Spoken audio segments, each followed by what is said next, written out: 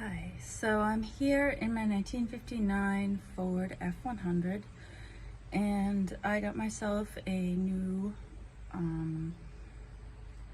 fuel tank, and I'm going to be taking out the old one today and putting in the new one hopefully. Never done it before, but I've got some good instructions here. And I've drained the fuel from the tank already. There was a square head bolt that had to come out, and yeah, the fuel was bad that was in there, and the fuel tank itself on the outside is really rusted, so I want as good as fuel as possible in my truck. Doing everything I can to make sure that happens. I put a new fuel filter in, I put a vented fuel filter. I didn't run any new lines because they seemed okay. Trying to think what else. It has a pretty new carb, it's a Hemi, and yeah, so this is sort of like the last part of that. And I have this book that is going to tell me what to do, and I'll show it to you. This is the 1959 Ford truck manual I bought, and I left it out in the rain so it looks nice and vintage now. With an accident. I was trying to keep it so safe. Anyway, here's the fuel tank in lines diagram, and then here is how to take it out and then reverse it to put it in. So I drain the fuel tank, move the seat forward, disconnect fuel gauge sending unit wire and fuel line, loosen the filler neck hose clamp at the tank end of the hose, then pull the filler neck away from the tank, remove the two fuel tank mounting screws, and lift the tank out of the cab. Just like that. Remove the fuel gauge sending unit and gasket. Inspect the rubber bumper which fits around the fuel tank drain plug.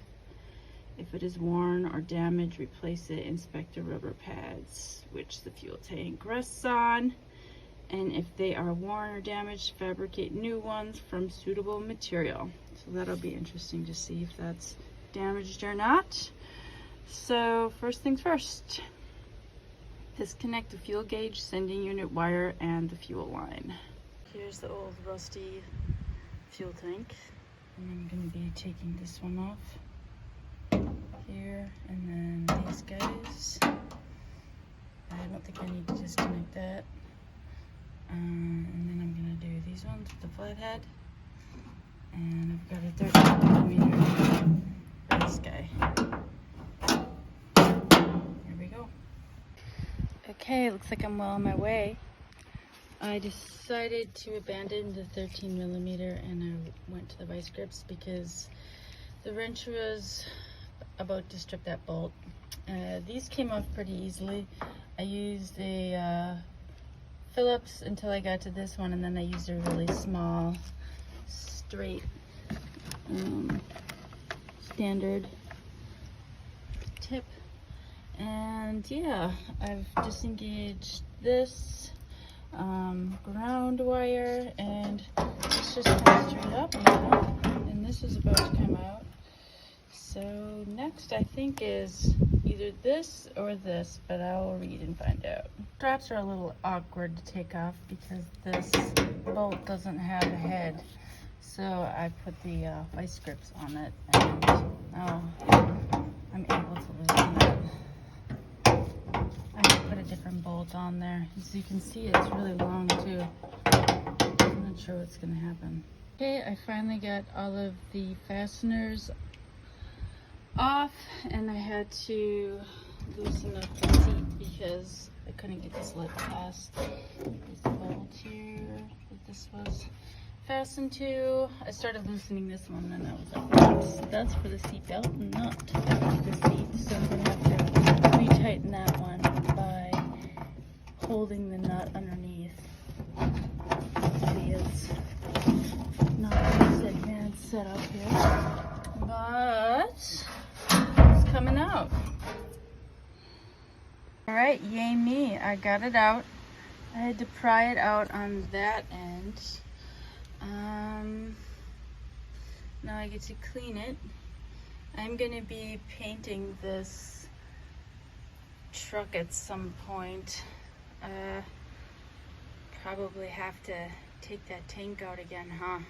Because I found a hole down there, and who wants to be welding around a gas tank? And I have that hole there.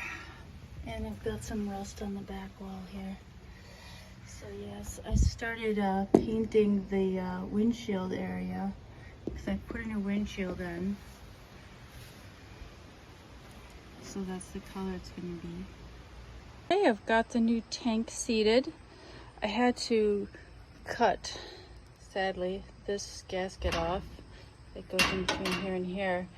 But I don't have a replacement, so I'm going to try to repair this one with steel stick, since we do have these braces to go around it. And I realized that I can reuse these bolts because I can get a,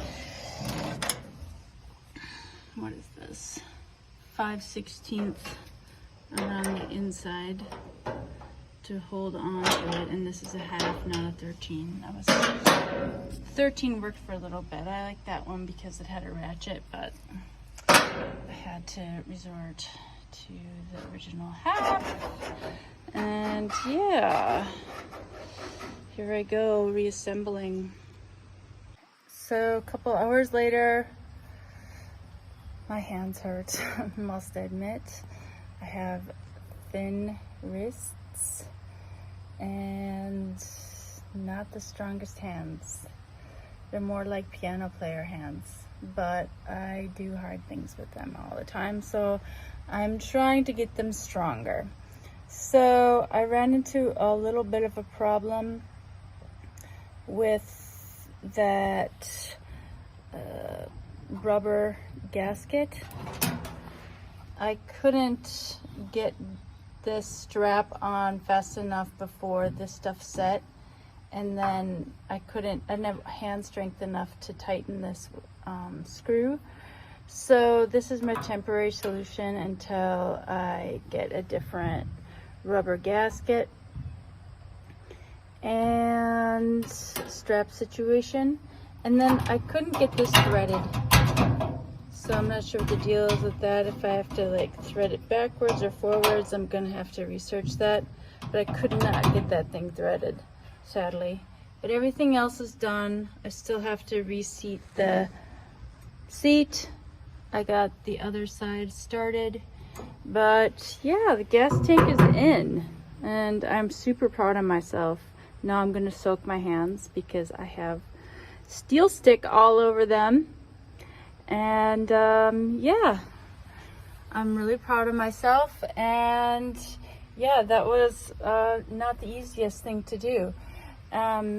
Next thing on the agenda is to get the steering situation figured out. I have the new power steering box in, and this is the tilt steering wheel or column.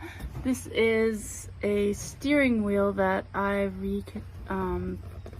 fixed it, all the cracks. I'm not actually going to use that one, but yeah, once I get the steering column or power steering pump put in, then yeah, I'll be closer to getting this thing on the road. Hoping to have it going down the road, doing what it's supposed to be doing in 30 days. So wish me luck.